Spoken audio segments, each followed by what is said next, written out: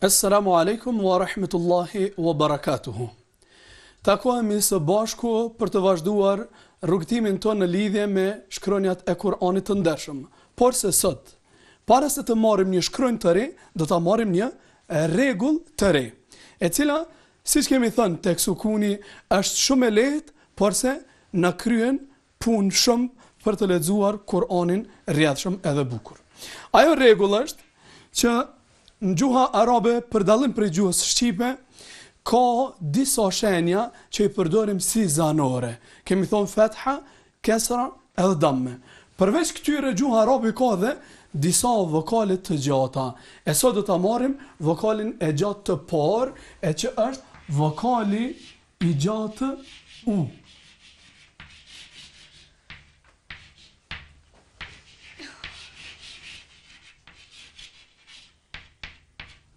Vokali i gjatë u. Gjithsejt janë 3 vokale të gjata. Ne sot po përmendim u. Si formohet vokali i gjatë u? Dëgjoni mirë. Kur shkronja është e vokalizuar me damme, dhe pas saj, ndon këtu, na vije vavi i pa vokalizuar. Nuk ka vavi e, nuk ka i, nuk ka u, nuk ka sukun. Më thonë, kemi të qartë, vije i vetëm vavi, pa vokal. Me këtë rast, shqiptohet u e gjatë. Sa duhet me u zgjatë? Sa 2 takte. Një takt është, prandaj e zgjasim u. Kemi të qartë këtu? Shkronja D. Kur ka damme, pasaj vije vavi, cili përmenëm lartë është kusht të mos ketë as fetha, as kesra, as damme e as sukun, atër e zgjasim, duke thënë? Du.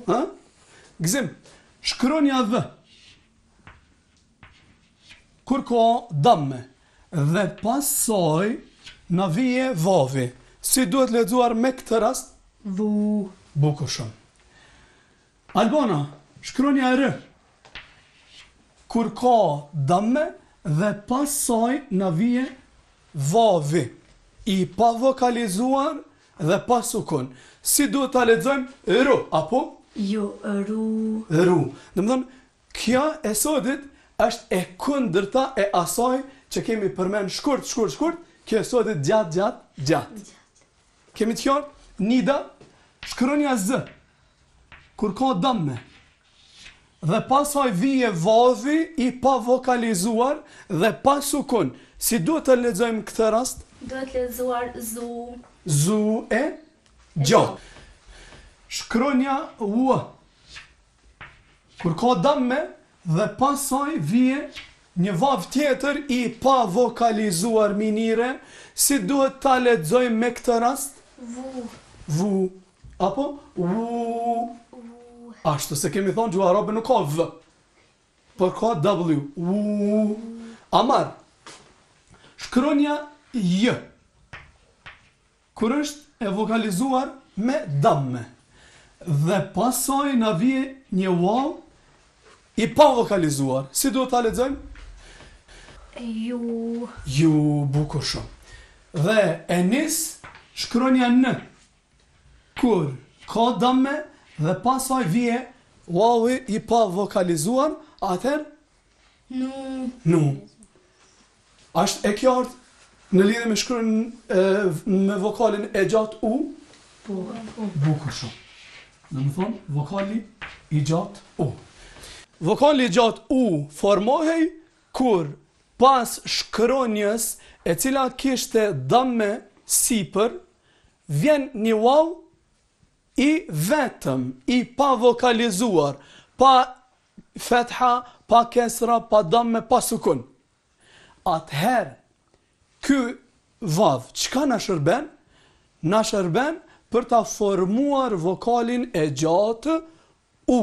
Dhe vadhi nuk duhet lexuar. Për shembull, nuk guxojmë të themi u ose du. Jo, sepse ti po jep edhe një vadh tjetër me sukun. Por lexohet u, du, ha? Dhu, ha? Ru, e të ngjashme. Ka nëse pak jarë në lidhje me vadhin, me vokalin e gjatë u? Jo. Bukur shumë. Kjo ishte e tëra në lidhje me vokalin e gjatë u. Ndërsa, në vazhdim, emisionin do të vazhdojmë me një shkronjë tjetër.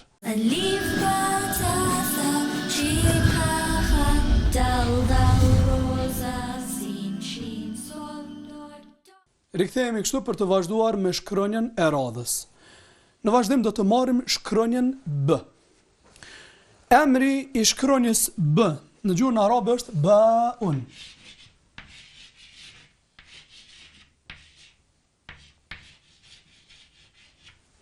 Shkronja B.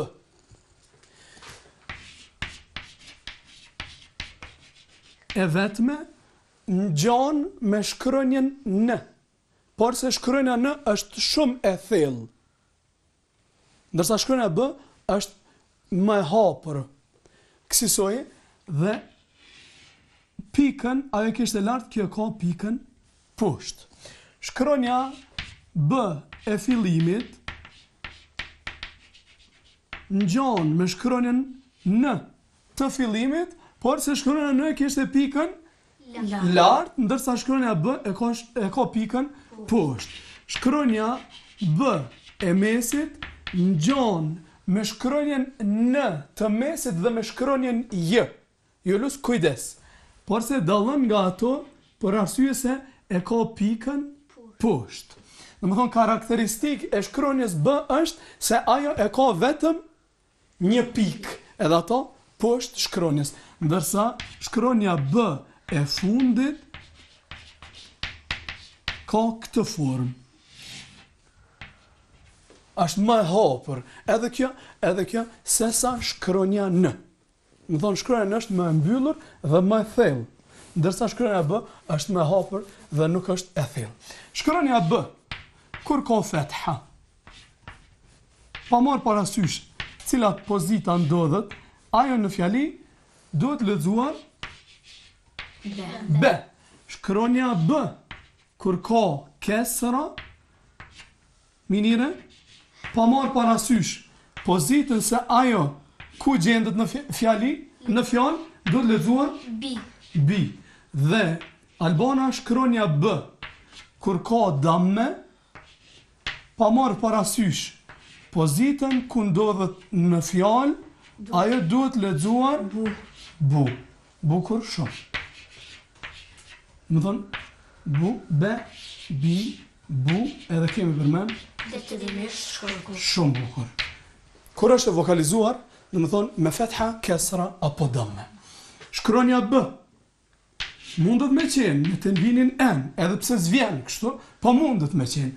Më pasaj shkronja B, mundet me qenë, me të nvinin N e fillimit, por duhet me jardë elifi pas. Dhe shkronja B e mesit mundet me qenë, me të nvinin N, por se i shkon elifi. Ndonjëherë mundet më në ardhë dhe kështu, edhe pse muna me thonë që rrallë apo fare. Si lexohet kjo? Ben. Shkronja B, kur ka të nvinin in. Zakonisht vjen shkronja e vetme. Ndërsa B e fillimit me të nvinin in, asnjëherë nuk vije, ashtu siç nuk vije edhe B e mesit. Por se vije e fundit apo e vetme. Gjithashtu me të nvinin un. Shkronja B me të nvinin un vije e vetme, asnjëherë e fillimit, asnjëherë e mesit, por e fundit. E fundit dhe e vetme. Ashtu. Jemi të qartë deri këtu? Shkronja B, kur ka sukun, bëhet po e zëm këtë formë. Eb, ha? Ose beb, apo? Kjo bë e fillimit, kjo bë e fundit. Shkronja b kur ka vokalin e gjatë u bëhet bu. E kemi të qenë? Po. E bu e kësisoj. Ka diçka të paqartë në lidhje me shkronjën b? Jo. Domethënë shkronja b ngjante me shkronjën n. Për dallim ishte më e hapur dhe me një fjalë nuk ishte e thellë sikur se shkronja n, më e hapur dhe pikën e kishte poshtë. Shkronja b e fillimit është identike sikur shkronja n e fillimit dhe shkronja j. Por se për dallim prej tyre ka pikën poshtë. Gjithashtu edhe shkronja b e mesit ka pikën poshtë, ndërsa kjo e bën për me u dallu prej tyre. Dhe shkronja b e fundit faktikisht ka këtë formë. B me fetha, ben, b me kesra, b me kesra bi, edhe b me damme bu. Atje përmendëm shkurt. Sikur se që kemi përmend, edhe tenvinat duhet lexuar shkurt. Por, a duhet të zgjatur sukuni? Jo. Asnjëherë. Eb, beb. E a duhet të zgjatur vokali gjatë u? Po. Detyrimisht ashtë duhet zgjatur. Atje detyrimisht shkurt, ka detyrimisht gjatë. Ebu me këtë rast, dhe rastet tjera do t'i shohim së lexuari. Ka ndonjë paqartësi ose diçka që nuk e keni kuptuar në lidhje me shkronjën b? Jo. Atëherë ju lus, vazhdojmë së lexuari. Muj me vazhdo minire? Rab, Bukur? ber, Po? zib, Shumë bukur? bez, Bukur? wib, Shumë bukur. Nida? Wa, ju, bu, da, ru, Shumë bukur. nu, bej, v, Në bej, nu, bej, nu, bukur? nu, bu, da. Shumë bukur. Enes? nu, be, en, je, bu, dë, bu, dhu, en, be, je, e, be, i, dën. Shumë bukur. Nida? Be, on, be, en, bo, no, an, be, bo, bu, na. Enis?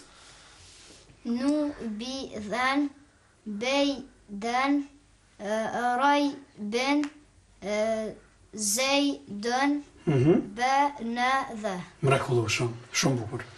Vazhdo Nida të lutem. Bu, nu, rën, Aha. bi, ben, Bukur.